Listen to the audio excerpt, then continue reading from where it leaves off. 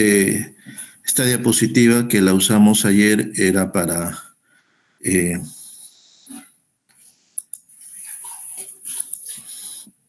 ayer vimos 3 grupos de aquel que actuaban en el daño del ADN. Ahora vamos a ver otros 3 grupos de antibióticos que actúan en la formación de las proteínas de la bacteria. Entonces,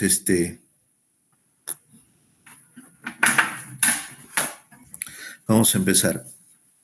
Entonces, dentro de las clasificaciones, hay una clasificación de los antibióticos, es donde actúan.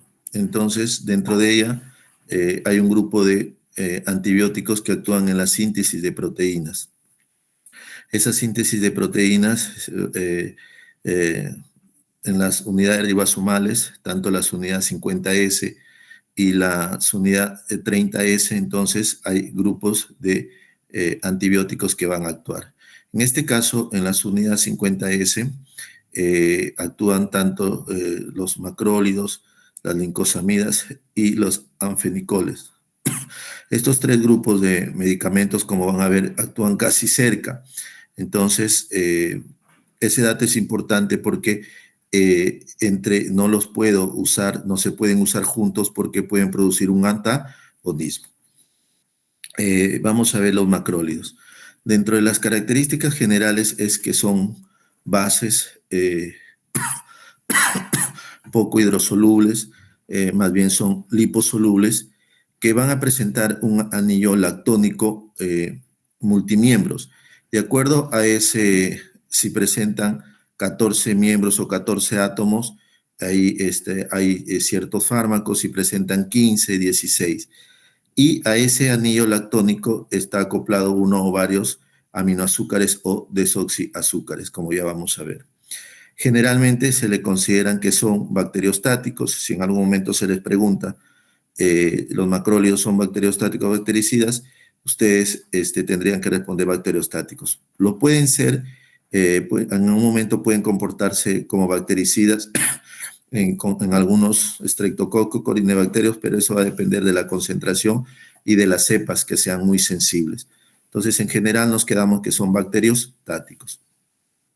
La mayoría de bacterias gram negativas se consideran intrínsecamente resistentes porque no pueden pasar los macrólidos su membrana externa, ¿no? Entonces, su espectro más que todo es para los gram positivos, ya que miren, en ellos se acumula hasta 100 veces más, por ejemplo, la eritromicina comparado con los gram negativos. En el Perú existen disponibles para uso clínico y es sobre los que se basarían las preguntas y que ustedes tienen que conocer principalmente es la eritromicina, claritromicina y la acitromicina. Entonces ya les dije que la clasificación va a estar en función al número de elementos que contiene su anillo macrocíclico, ¿no? Entonces, si contiene 14 átomos, ahí los dos antibióticos más representativos es la eritromicina y claritromicina, que la tenemos acá en nuestro medio, y el de 15 átomos, también llamados azólicos, la acitromicina. Y también hay algunos antibióticos de 16 átomos que no lo tenemos. Y también en este grupo están los ketólidos, que tienen algunas analogía que comparten con el anillo macrocíclico, y ahí está la telitromicina. Entonces, básicamente, por decirlo así, el antibiótico madre o en el cual es el prototipo, es la eritromicina. Y como vimos ayer que algunas modificaciones se pueden realizar sobre la molécula madre, entonces mejoran su espectro, mejoran la toxicidad y su eficacia. Y es así que la claritromicina difiere de la eritromicina en que se produce la metilación del grupo hidroxilo en la posición 6. Y la citromicina difiere del eritro en la adición de un átomo de nitrógeno en el anillo de lactona en la posición 9. Y eso lo vamos a ver acá. Acá está eritromicina, y miren si se dan cuenta, la claritromicina, acá está este 6, se produce la metilación en este grupo hidroxilo, en esta posición 6. Este es el grupo metil que se agrega y se convierte en claritromicina. Y en la citromicina, que es esta, en la posición 9, que está aquí, en este grupo cetónico de la eritromicina, se aplica un nitrógeno.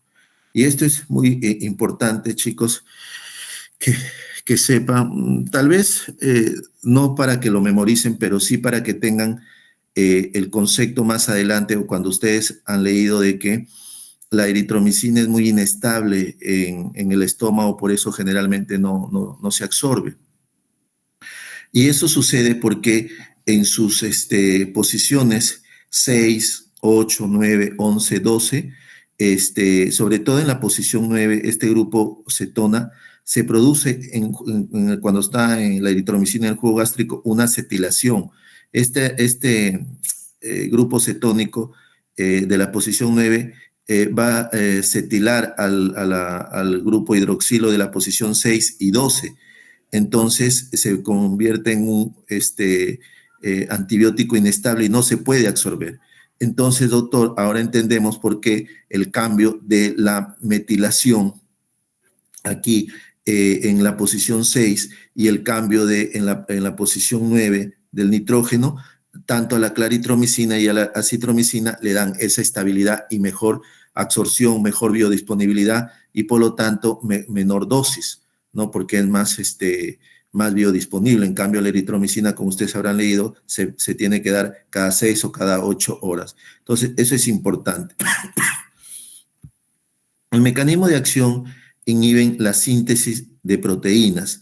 Ya dijimos, es decir, se une a la unidad 50S. Este sitio es muy cercano para tanto los cloranfenicol y la clindamicina. Entonces, principalmente refiere que inhibe la traslación, es decir, de cada grupo a sector, el que están haciendo, inhibe que pase al sitio de donante y se inhibe la traslación. E indirectamente inhibe la transpeptidación, porque está en la zona de la transferasa. La actividad antimicrobiana, acá he tratado de remarcar algunos aspectos importantes, donde, por ejemplo, es de elección la eritromicina o en algunos casos la citro o la claritro. Entonces, por ejemplo, la claritromicina tiene mayor sensibilidad que la eritro y la citro con respecto a los estreptococos y estafilococos, los que son sensibles. En cambio, en la difteria se sigue usando la eritromicina. En la hemófilos influenza, la acitromicina. Por eso es que se da elección en faringoamidalitis, pensando en hemófilos influenza, el acitro es mejor. En Bordetella pertussis y la peste, miren, la eritromicina. En Mycobacterium tiene tanta sensibilidad la citromicina con la claritro, son mejores que la eritro. Entonces, ustedes, por eso es que se usa, por ejemplo, la claritromicina se puede usar en Mycobacterium tuberculosis. Y también acá la acitro con la claritromicina tienen mejor espectro que la eritromicina con respecto a estas bacterias, igual a estos protozoos. Muy bien, dentro de la farmacocinética vamos a ver, como ya les adelanté, la vía oral tiene buena y rápida absorción en el tracto gastrointestinal. Entonces, doctor, usted nos mintió, nos dijo que no. Les dije que la que no tenía inestabilidad en el ácido era justamente la eritromicina. Y es que por esa acetilación del carbono 9, que acetila el grupo cetona al carbono 6 y 12, y se vuelve inestable. Hasta el 10 a 20% se absorbe. Los cambios en la posición 6, en la claritromicina con el grupo metilado, y en la posición 9 con el nitrógeno, hacen que tanto la claritro y la citro, respectivamente, puedan tener una buena absorción. Los alimentos pueden retrasar su absorción. Entonces, la eritromicina, entonces, para que se pueda absorber mejor, es que se utiliza presentaciones de los ésteres de eritromicina. Intramuscular no es recomendable porque es muy irritante y la mejor vía, pues, es la vía parenteral. En la unión a proteínas es un poco variable. La eritromicina se une a un 70-80%. Si se usa el éster de estoloato, mejor hasta el 90%, la claritro 70%, citromicina. Esto no tiene relevancia desde el punto de vista de que lo tengan que tener presente. La distribución es muy mala en el cerebro y en las meninges, ¿no?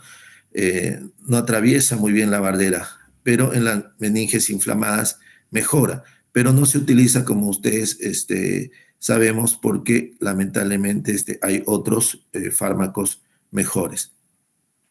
Pero es muy buena en tejidos y células, en el intersticio y secreciones. Y aquí es algo muy importante. ¿Por qué, doctor, ha puesto que la citromicina es mayor que la claritro y que la eritromicina? Es que la citromicina tiene, por esa modificación la posición 9 con el nitrógeno, tiene una alta penetración en células, tanto en células inflamatorias, en tejidos, y eso le va a dar un efecto beneficioso para su farmacocinética y también para su espectro, como lo vamos a ver luego. Atraviesa entonces hígado, vía biliar, vaso, tiene acá muy buena penetración. En la placenta la eritromicina atraviesa, tanto así que hasta un 20% se encuentra en el plasma del feto y en la leche materna hasta un 50%. Entonces el mensaje acá es que, de acá que tienen que rescatar, que tienen muy buena penetración y de entre los tres, la citromicina es la que mejor penetración tiene tanto en los tejidos como intracelular.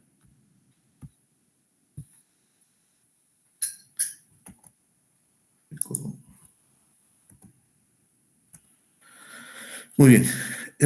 El metabolismo mayormente es hepático a través de las citocromos P450. Entonces, como tiene un metabolismo extenso, la biodisponibilidad disminuye.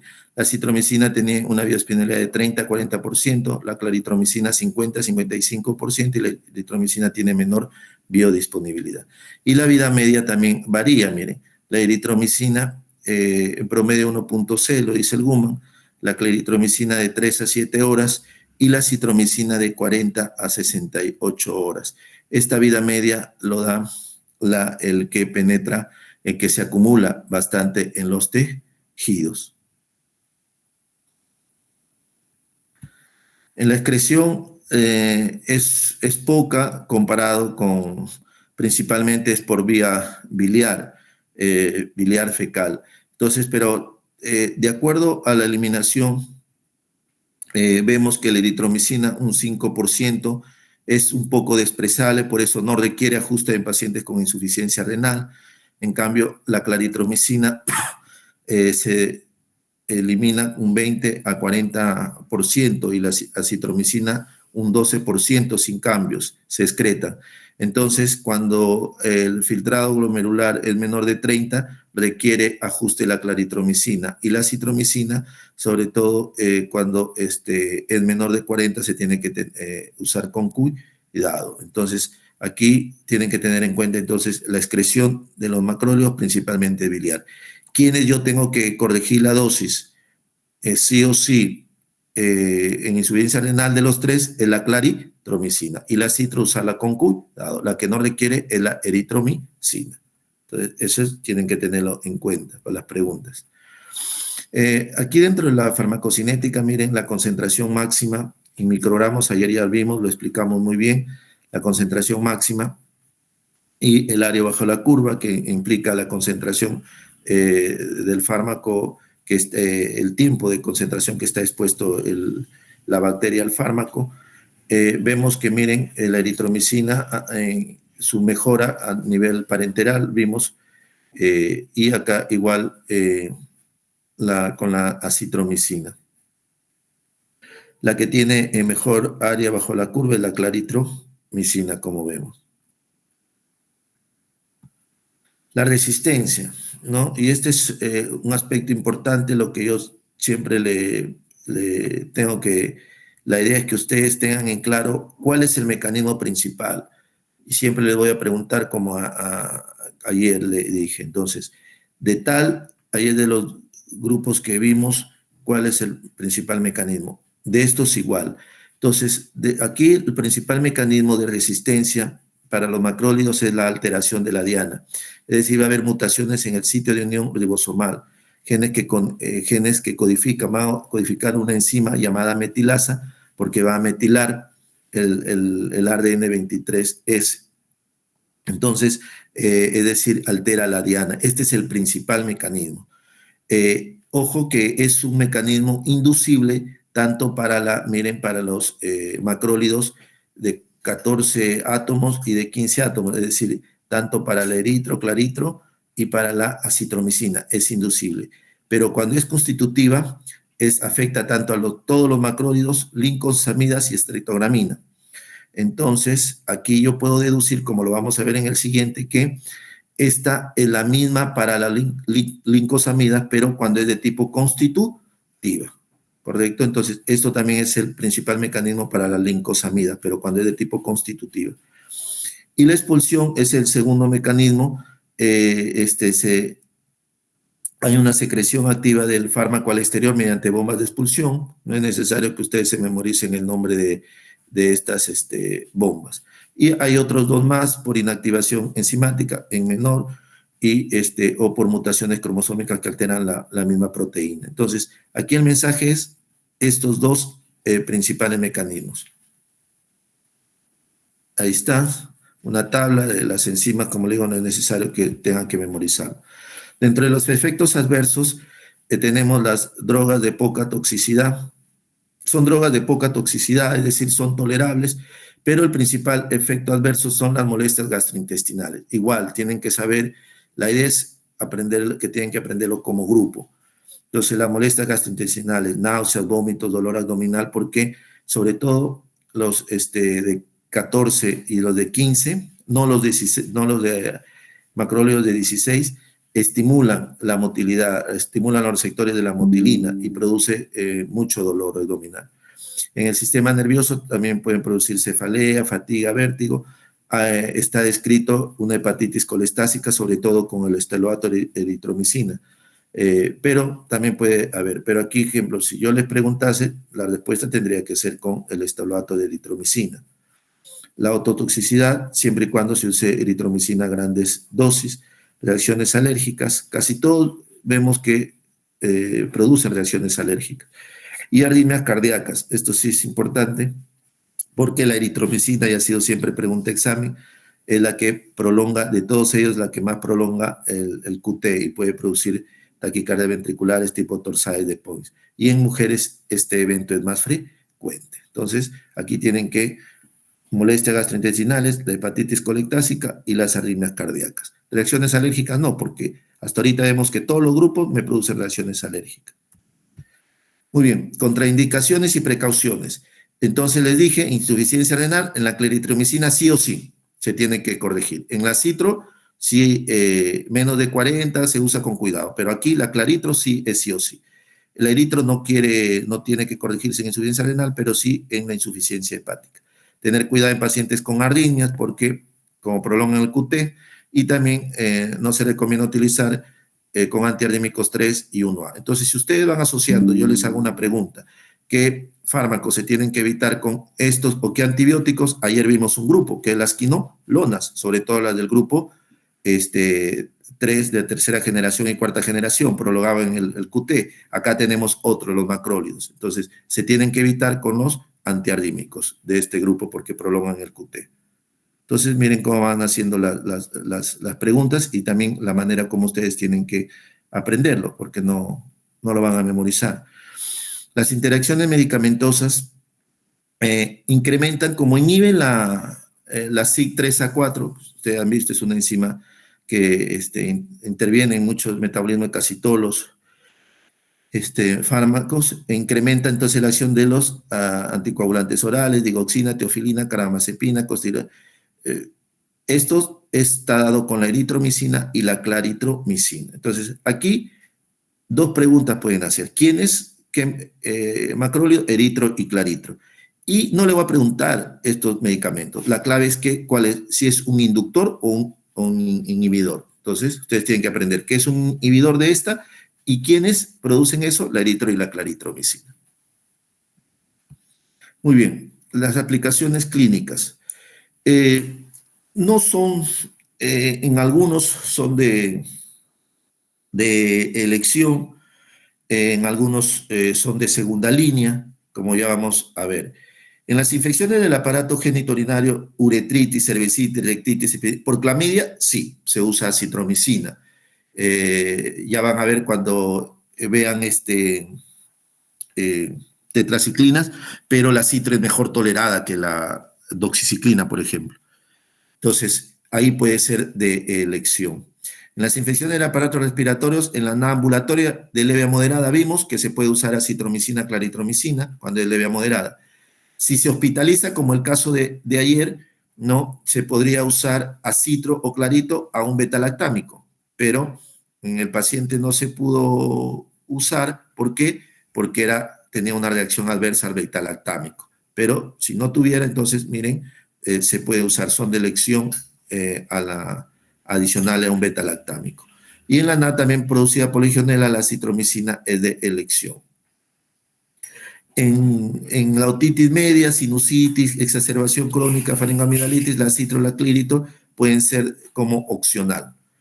En infecciones de piel y tejidos blandos también pueden ser alérgicos graves a penicilina, la eritromicina puede ser opcional. En la difteria, eritro, tosferinas y eritro, Helicobacter pylori, claritro. ¿Sola, doctor? No.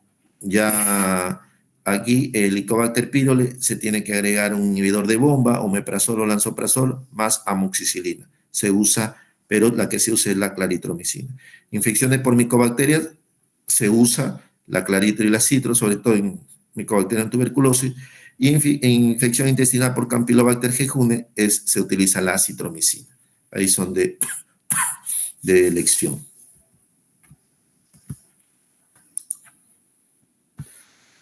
Muy bien, gestantes, a ver, doctor, gestantes, lactantes, la eritromicina relativamente segura en gestantes y lactancia. Los estudios dicen que se puede usar, pero en la citro no es tan segura y la claritro peor. Entonces, solo recomiendan usar acitro y claritro cuando no hay otros fármacos menos que pueden producir malformaciones y se requiera sí o sí. Entonces, la que se puede usar y es relativamente segura es solamente la eritromicina.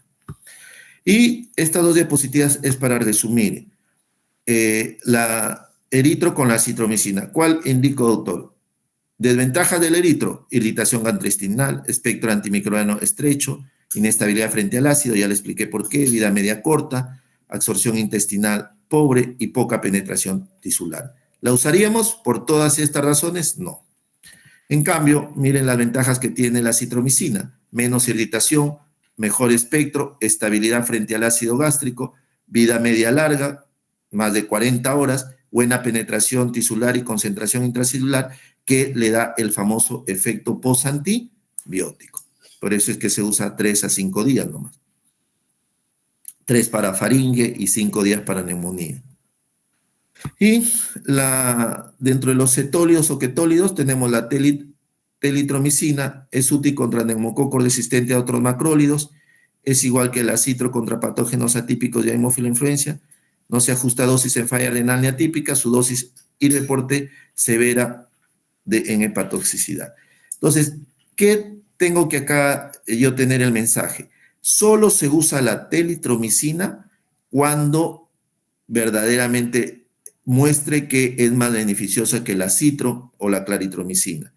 ¿Por qué? Porque tiene un efecto adverso, una gran hepatotoxicidad severa que te puede producir. Entonces, no es de primera línea.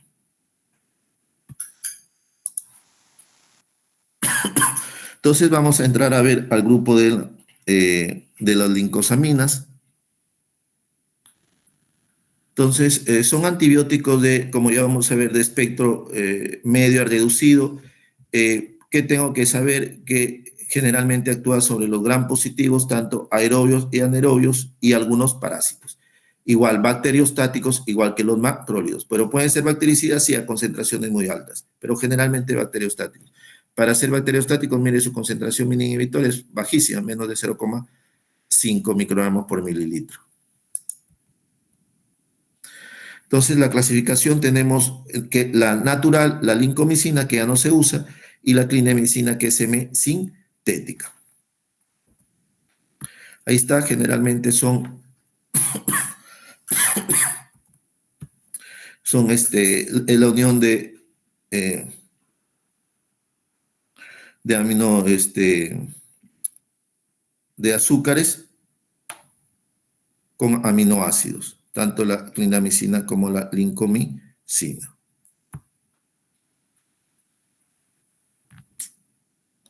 Muy bien, el mecanismo de acción, entonces igual miren, se une a la misma zona que se unía a la eritromicina y también van a inhibir el proceso de traslación e indirectamente de transpeptidación. El espectro bacteriano, si el estafilococcus es meticilino sensible, entonces la clindamicina es una muy buena opción. Pero si estamos frente a un estafilococcus meticilino resistente o estafilococcus epidermidis, entonces ahí hay mucha resistencia. Si estamos frente a Streptococcus beta hemolítico sensible, Streptococcus viridans y Streptococcus pneumoniae, es una muy buena opción la clindamicina. Igual de los Clostridium, que es anaerobio, si tiene dentro de los Clostridium, el que mejor el más sensible es el Clostridium perfringens. De estos anaerobios, que tiene mejor sensibilidad es el Actinomyces y el Clostridium perfringens. Pero también algunas cepas de Haemophilus influenzae y dentro de los protozoarios se puede usar como en la vaginosis por Yarnella vaginalis, sustituyendo al metronidazol. Entonces, resumiendo, entonces su espectro es anaerobios, cocos gram positivos aerobios, pero tienen que ser sensibles, y algunos protozoarios.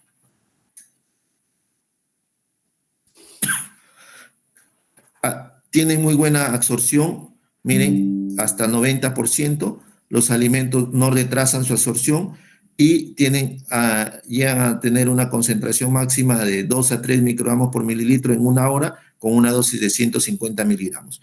Todas las diapositivas de aquí en adelante con respecto a la lincosamina es de la clindamicina, que es la única que se usa actualmente.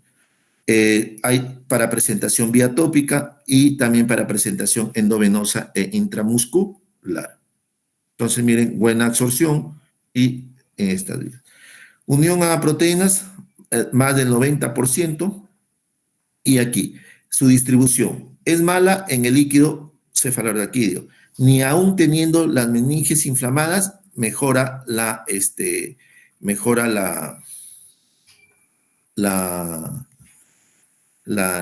penetración, pero puede hacer la excepción cuando estamos frente a una encefalitis por toxoplasmosis cerebral como segunda opción. Ayer vimos quiénes eran de primera opción en toxoplasmosis cerebral.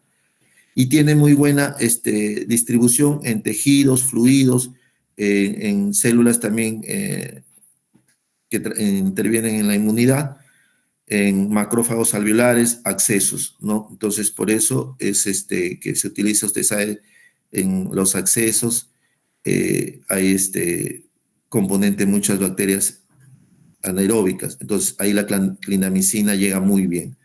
La concentración en tejidos, miren chicos, y en huesos es muy buena, mayor que la concentración plasmática, entonces es un buen medicamento cuando yo sé que las bacterias son sensibles a clindamicina. Metabolismo principalmente hepático, su vida media es aproximadamente 3 horas de la clindamicina. La excreción es principalmente bilis y heces principalmente, ¿no? Parecido a los macrólidos. En renal se excreta un 10 a 15% y de ellos un 10% en forma inalterada. Entonces ustedes vayan relacionando. La excreción tanto de los macrólidos como de la clindamicina es similar, porque mayormente se excretan por bilis y heces y poco renal. Dentro de la farmacocinética, concentración máxima, miren, con 300 miligramos por vía oral, logro 4, con 300 miligramos por vía intramuscular 9, y con 600 miligramos venoso llegó a una concentración de 10. Si se han dado cuenta, chicos, miren, tanto en los macrólidos y la clindamicina no les he presentado la parte de fármacos concentración dependiente o tiempo dependiente. ¿Por qué? Porque esos conceptos se manejan para los fármacos bactericidas y estos dos grupos son bacteriostáticos. Y la resistencia. Lo que les dije, la primera igual, alteración de la diana, mutaciones en el sitio unión ribosomal, genes que codifican una metilasa, pero constitutiva, que afecta tanto a los macrólidos como a ellos. ¿Correcto? La inducible no afectaba, ojo, puede ser pregunta, a la clindamicina. La inducible solo afectaba a los de 14 y 15. Y ojo, no sufre expulsión a través de las bombas de expulsión. Y doctor, ¿y ese dato de qué me sirve? Que entonces yo no puedo tener resistencia cruzada. Es decir, si yo tengo una bacteria que está utilizando como mecanismo para los macrólidos predominantemente por expulsión, entonces esa bacteria sí puede ser sensible a clindamicina porque la clindamicina no utiliza este mecanismo de resistencia. Las molestias digestivas, estas igual, pregunta de examen, ¿cuáles son las más frecuentes? Entonces, las molestias gastrointestinales, miren, diarrea hasta 2 al 20%, pero lo más grave es la famosa colitis pseudomembranosa por Clostridium difficile. Tratamiento, ahí ya lo van a ver cuando hablen metronidazol, vancomicina. Erupciones cutáneas, como les dije, todos presentan, pero acá se aumentan en pacientes con VIH hasta 10%, a un poco más en pacientes con VIH. Hepatotoxicidad con ictericia colestática a veces puede producir flebitis y poliartritis. Entonces, acá lo predominante son estas y que las erupciones cutáneas pueden aumentar en pacientes con VIH. Contraindicados. ¿En quiénes están contraindicados? En aquellos pacientes chicos, ancianos, debilitados, que tienen enfermedad gastrointestinal. ¿Por qué, doctor? Porque en ellos aumenta la incidencia de colitis pseudomembranosa. Entonces, en ellos hay que usarlo con precaución o no darle si tenemos otra opción. Y potencia la acción de los bloqueadores neuromusculares. Es B, entonces hay que usarlo con cuidado en la gestante. Interacción, entonces, con los bloqueadores neuromusculares y las soluciones para uso parenteral son físicamente incompatibles con ampicilina, fenitoína, barbitúricos, aminos. Lo más que yo le puedo preguntar es aquí, sí, como yo no puedo dar, en otras palabras, clindamicina y ampicilina en el mismo frasco de cloruro de sodio o de dextrosa. ¿Por qué? Porque físicamente son incompatibles, se antagonizan. Entonces yo no puedo dar, ojo, clindamicina ni ampicilina en el mismo frasco. Si yo quiero usar los dos, tendrían que ser en vías diferentes. Una vía en el lado derecho, otra vía en el lado izquierdo. Pero en la misma vía no le puedo mezclar esos dos. Entonces tengo que tener en cuenta ello. En las infecciones orofaciales, por la flora que maneja anaerobia, sobre todo gram positivos anaerobios. En infecciones del aparato genitourinario, en la vaginosis bacteriana, se puede utilizar clindamicina tópica. En infecciones del aparato respiratorio, sobre todo en los accesos, en aquellas neumonías, como vamos a ver hoy día el caso, las neumonías aspirativas, donde predominan los anaerobios, en infecciones del espacio pleural. Y es de segunda opción en infecciones como otitis media, sinusitis, faringitis, en neumonía leve a moderada en VIH por neumocitis girovesi. Ayer les dije que el de elección que era sulfametosazol, ¿con qué? Con trimetoprim, que esa era la respuesta a una de las preguntas. Entonces, pero también hay una opción de clindamicina más prima quina. Infecciones de piel y tejido, si son alérgicos a las penicilinas, y lo puedo usar.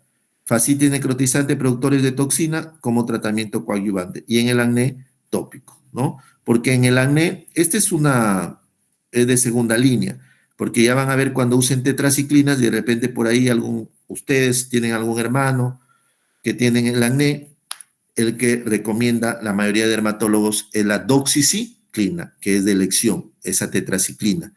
Pero como segunda opción tengo la clindamicina.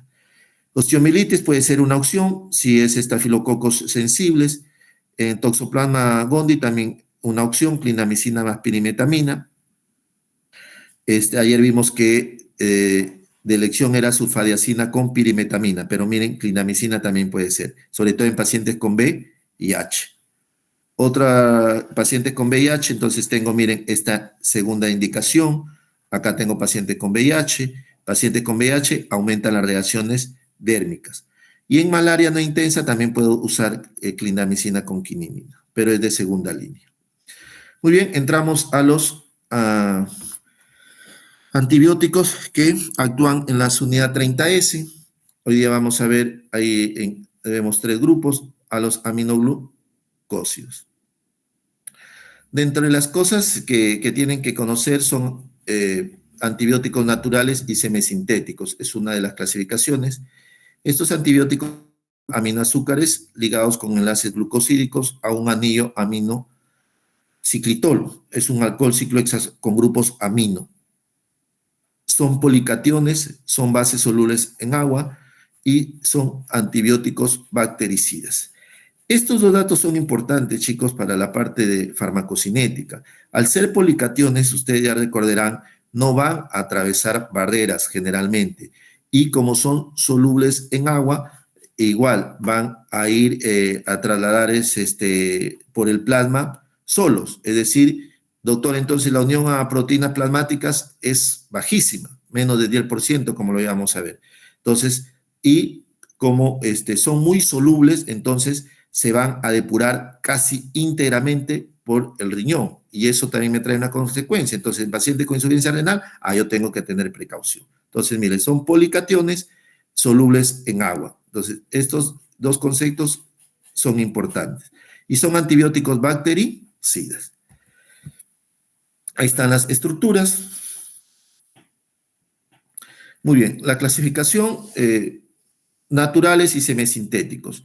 El primero fue la estreptomicina, se aisló por 1940 y tantos, 44 si mal no recuerdo, de la estreptomisis de un hongo, Grisium, la estreptomicina. De ahí mejoró, salió la neomicina, pero efectos adversos muy graves. Ahora ha sido relegada para vía tópica. De ahí apareció la canamicina. Un buen tiempo fue el aminoglucósido de elección. De ahí mejoró con la aparición de la gentamicina. De ahí la toramicina, no la tenemos acá. Paromomicina es un aminoglucósido que está en el extremo. Y averigüen por qué está en el extremo.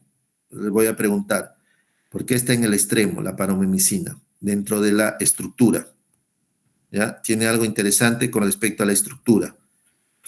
Y dentro de los semisintéticos, acá la amicacina, ojo que es semisintético de la canamicina, y la netilmicina, que es un aminoglucósido semisintético de la cisomicina. Entonces, tenemos acá en nuestro medio amicacina sí, genta sí, cana sí, creo, lo manejan en la parte de TB, multidrogo, XDR, neomicina tópico, estreptomicina también en la parte de XDR, tuberculosis resistente. Mecanismo de acción, entonces se une a la unidad 30S inhibiendo el complejo de iniciación y por lo tanto hacen una lectura errónea y la terminación prematura de la transducción del ARN mensajero. Entonces, la parte de su mecanismo de acción y su espectro tiene que ver que es un antibiótico bactericida. ¿Qué quiere decir? Y habían dos grupos, ayer lo vimos, concentración o dosis dependiente o tiempo dependiente. Este es dosis concentración dependiente. Doctor, entonces el aminoglucósido se evalúa qué tanto con una concentración máxima, ¿no? Requiere una concentración máxima para inhibir a las bacterias. Así es. Estos medicamentos más dependen de la concentración máxima y también tiene el efecto postantibiótico. Quiere decir que cuando el antibiótico llega a dosis subóptimas o menos que la concentración mínima inhibitoria, persiste el efecto postantibiótico. Entonces, doctor, ¿esto hace que yo le pueda dar en una dosis? Efectivamente sí. ¿Y a concentraciones altas? Efectivamente sí. ¿Y qué gano con eso? Gano de que voy a disminuir la toxicidad, como ya vamos a ver.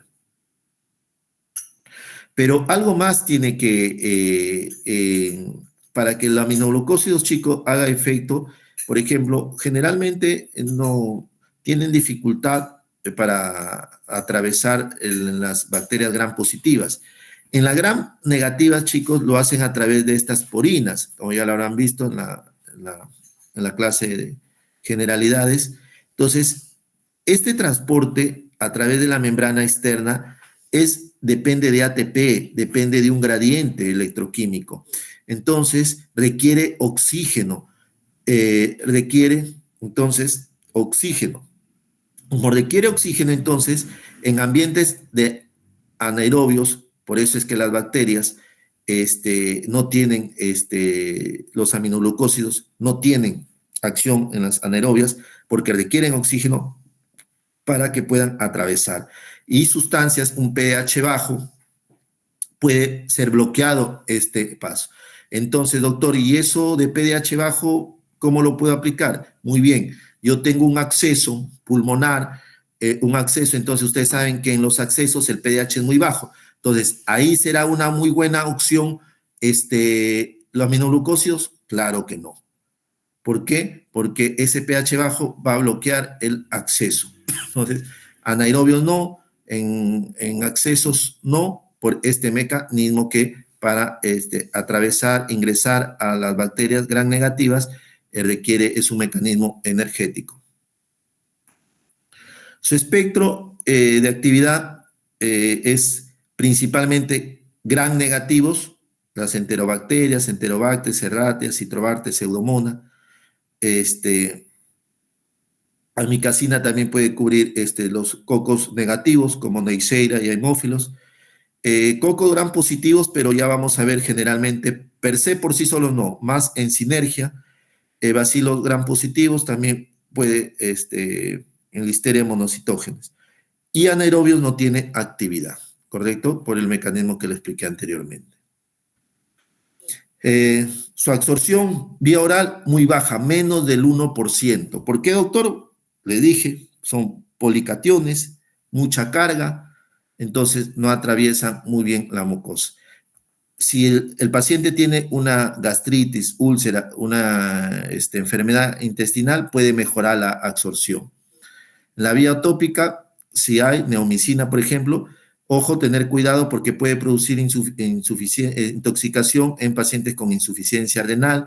¿Cómo así, doctor? Yo tengo una celulitis o tengo una herida muy grande y que yo le cubro toda la superficie de esa herida y el paciente tiene insuficiencia renal, entonces eso se va a ir absorbiendo el aminoglucósido y se puede ir acumulando y producir intoxicación. Entonces, cuidado cuando yo use la vía tópica en heridas con superficie grande. Y a través de tienen muy buena absorción cuando se usa por vía intramuscular y endovenosa, tanto así que su concentración máxima, miren, la logra en 30 a 90 minutos promedio, una hora. Les dije, entonces, como eran sustancias muy hidrosolubles, circulan sin necesidad de unirse a las proteínas a través del plasma. Entonces, la unión a proteínas bajísima, menos del 90%.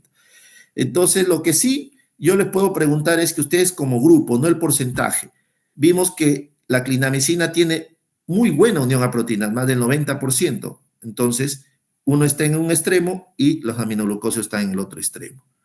¿correcto? Entonces no es necesario que se memoricen porcentajes, no, pero sí quién grupo tiene buena unión y por esto y otro grupo no. La absorción en líquidos cefalorraquídeos es mala, meninges, excepto en recién nacidos, pero también en secreciones bronquiales, humor vítreo y próstata es mala. ¿Por qué? Porque como les dije, atraviesen el plasma. O sea, a través del plasma sí se va muy bien al líquido extracelular, pero ahí queda. A lo más, a la bilis, llega por una secreción hepática, llega a un 30% de la concentración plasmática. Pero si es alta, ¿dónde se concentra? En la corteza renal, en la endolinfa y perilinfa del oído interno. Ah, doctor, ¿y esto es importante? Sí, chicos, porque la corteza renal, entonces, ahí el riesgo uno de sus efectos adversos, la nefrotoxicidad, y se acumula también en la endolinfa y perilinfa de la ototoxicidad. Su metabolismo es mínimo, ¿correcto? Es mínimo. La vida media generalmente de 2 a 3 horas en niños de mayores de 6 años de adultos, pero ojo, miren, recién nacidos tengo que tener cuidado, aumenta la vida media. Y doctor, ¿y esto de qué me sirve? ¿Qué tendría en la primera semana que tendría que yo los valores y los evaluando constantemente sus concentraciones en plasma? Porque tengo este dato que recién nacidos aumenta la vida media. Su excreción se excreta casi por completo por el riñón por filtración glomerular. Entonces, ingresa el aminoglucósido en la vía, ese aminoglucósido viaja porque es muy hidrosoluble, no requiere unión de proteínas, va viajando, se filtra en el riñón. Miren, llega a concentraciones, su concentración en orina máxima llega hasta de 50 a 200 microgramos por mililitro, es bastante.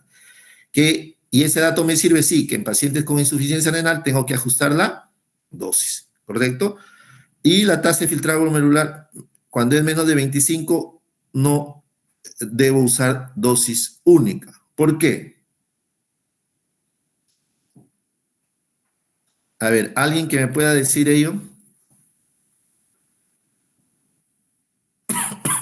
¿Por qué no tengo que usar? O sea, ya les he dicho que son fármacos dosis o concentración dependiente, muy buenos, se utiliza grandes dosis en tiempos prolongados, pero cuando la tasa de filtrado glomerular es menos de 25, no, tengo que partir la dosis. ¿Por qué?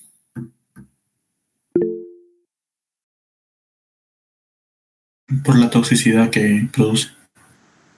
Pero ¿cómo mejoraría yo al partir la dosis?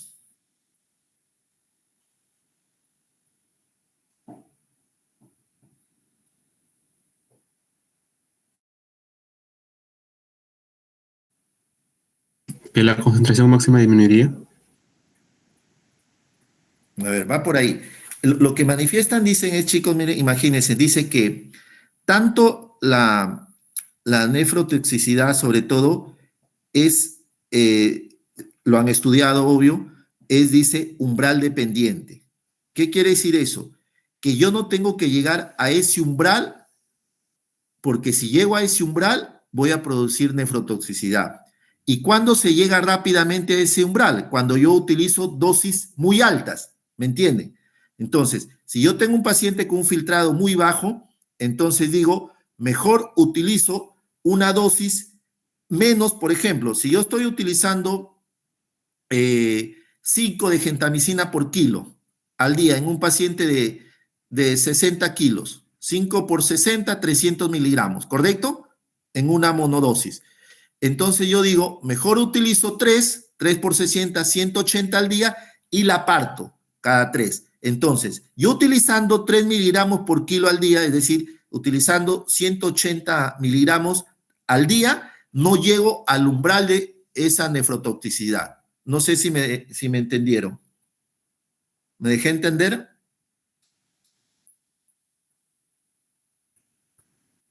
¿Sí? ¿Podría repetirlo, por favor? Ya, a ver. Con la gentamicina, para ejemplo práctico. Cuando yo uso de 5 miligramos, chicos, la dosis generalmente 5 miligramos por kilo gentamicina, en un paciente de 60 kilos. 5 por 60, ¿cuánto es? 300 miligramos, ¿correcto? ¿Sí? Sí. Bien. Ya. En un paciente que tiene el riñón normal, excelente. Yo solo con esos 300 miligramos voy, mi aminoglucósido va a ser bactericida y tiene efecto postantibiótico. Yo lo puedo usar cada 24 horas. ¿Correcto hasta ahí? ¿Sí? ¿Me sigues? Sí, doctor. Ahí estamos hablando de un paciente que su función renal está bien. Pero ¿qué pasa si este paciente tiene insuficiencia renal? Entonces, ¿qué dicen los estudios? Que estos pacientes que tienen insuficiencia renal, esa dosis de 300 miligramos, ¿correcto? Entonces, la nefrotoxicidad se han dado cuenta que es umbral dependiente, que si yo utilizo 300 miligramos y como el riñón no está funcionando bien, esa dosis corre el riesgo de que sea acumulativa. Y va a llegar un momento que va a aumentar y llega a un umbral de nefrotoxicidad. Entonces, lo que yo no quiero es que estos 300 miligramos que yo lo utilizaba en un paciente normal cada 24 horas, en el que tiene daño renal, se va a ir acumulando.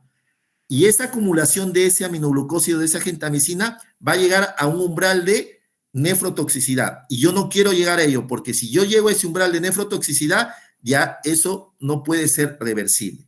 Entonces, ellos qué han hecho? ¿Qué han visto? Ya.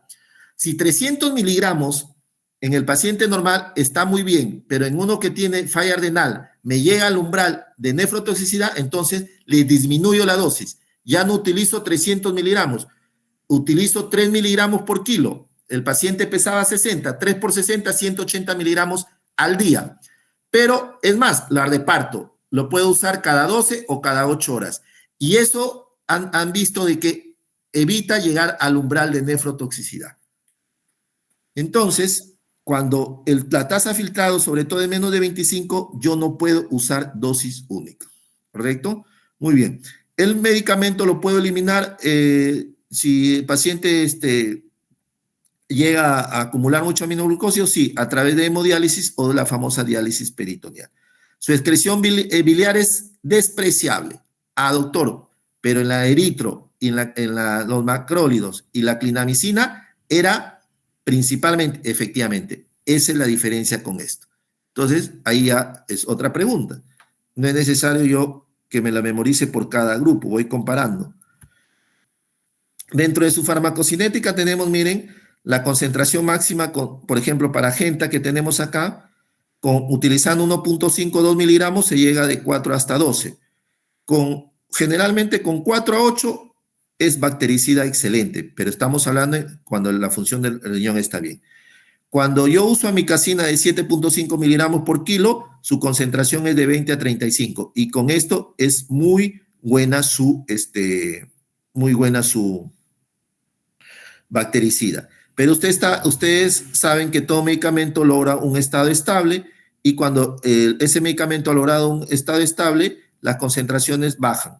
Igual tanto para la Genta o como para la amicacina.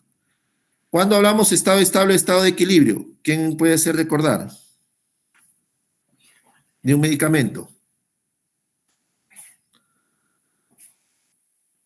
¿Alguien? Cuando ha pasado 4 vidas medias. Algo más así, por definición. Cuando la concentración del fármaco que entra es igual a la que sale. Exacto, así de simple, eso es. Muy bien. La resistencia bacteriana, igual. ¿Cuál es la principal, doctor? Hay varias, sí. Yo te voy a preguntar por la primera. Por inhibición enzimática por enzimas metabolizadoras de aminoglucósidos. Y eso generalmente es por resistencia por plasmidos. Entonces, miren, acetilasas, adenilasas. Entonces, acá es un ejemplo de la tropamicina, miren. Van a inhibirla metabolizando el aminoglucósido. Entonces, esto es importante, sí, porque se ha visto, como ya vamos a ver, miren, la amicacina, acá que dice, susceptibilidad. Para las bacterias, ¿quién tiene la mejor susceptibilidad? Comparen, rapidito. Amica, Toba o Genta. Para especie Enterobacter, E. coli. Pseudomonas, que es el ejemplo típico. 98 de sensibilidad para Amica. Baja 90 Trova y 88. ¿Quién tiene la mejor sensibilidad en todos?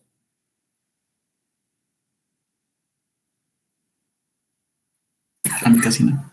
La amicacina. ¿Y por qué? Se debe que estas enzimas generalmente que degradan a la mayoría de aminoglucósidos, en la amicacina todavía es resistente. Por eso es que la amicacina todavía es más susceptible en todas las bacterias comparadas. Entonces, por este mecanismo, que es el principal. Estas enzimas, por ejemplo, a la genta, la trobamicina, canamicina, las degrada por igual, pero la amicacina es algo resistente. Entonces, este es el principal mecanismo, no lo olviden. Muy bien, efectos adversos, nefrotoxicidad, 3, nefrotoxicidad o toxicidad, y lo otro es bloqueo neuromuscular. Hasta un 26% que reciben pueden hacer daño renal leve. Se concentra en las células del túbulo proximal. Doctor, ¿y ese dato por qué es importante? Sí, porque estas células dicen que se pueden regenerar. Entonces, doctor, entonces es muy probable que la nefrotoxicidad sea reversible. Efectivamente. Entonces, yo te puedo preguntar, mayormente la nefrotoxicidad por aminoglucosa, ¿es reversible o irreversible? La respuesta es reversible. ¿Pero por qué? Porque se acumula en la célula del túbulo proximal, que estas se tienden a regenerar. La filtración glomerular disminuye después de unos días más. Finalmente, el daño renal puede llegar a necrosis tubular aguda. Generalmente reversible, como les dije. Pregunta, ¿quién es el más nefrotóxico? ¿Quién es?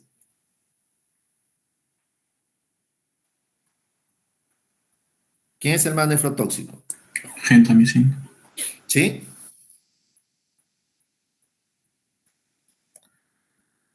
En la primera diapositiva, cuando les dije de los que hay para vía parenteral, es la gentamicina. Pero acá, ¿qué les dije? El primero, ¿quién fue? Que se descubrió en 1944. Estreptomicina.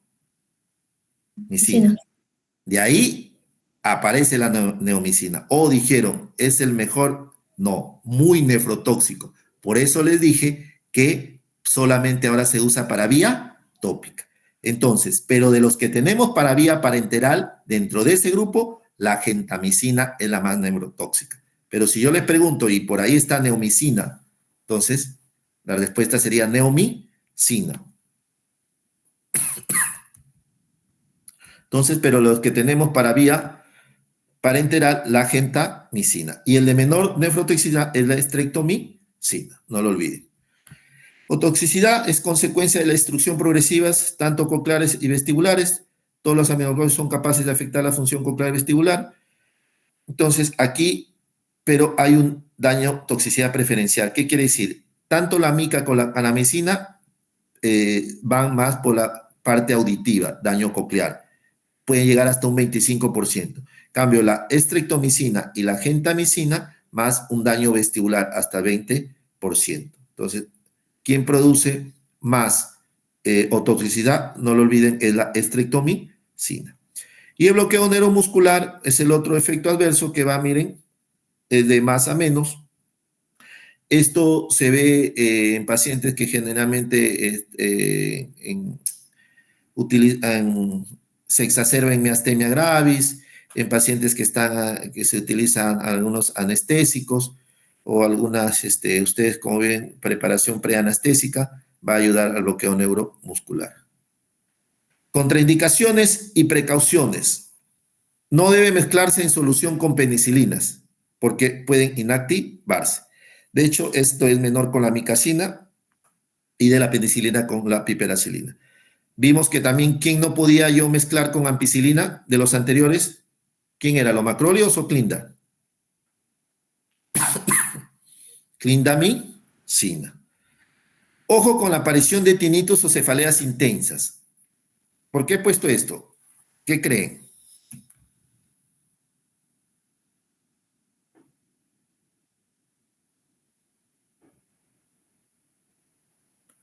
A ver.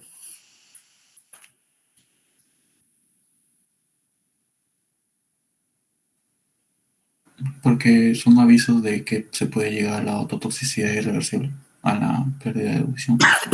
Efectivamente. Si yo tengo un paciente que presenta tinnitus agudos, es decir, que el paciente dice que le zumba el oído como si le hablaran eso, yo tengo que tener en cuenta porque puede estar rumbo a un problema de ototoxicidad. Las cefaleas intensas, en 2 días dice que puede progresar a mareos, puede progresar a náuseas, vómitos, de ahí a vértigo, y ya más bien se puede hacer eso irreversible. Entonces, si yo tengo un paciente que está tratándose y presenta esos, entonces es el momento que yo debo suspender el aminoglucósido. Y fármacos como anfotericina B, vancomicina, yecas, pueden potenciar la nefrotoxicidad, porque como ustedes ven, también son nefrotóxicos. Usar con precaución, si yo lo requiero, sí lo puedo usar los aminoglucósidos.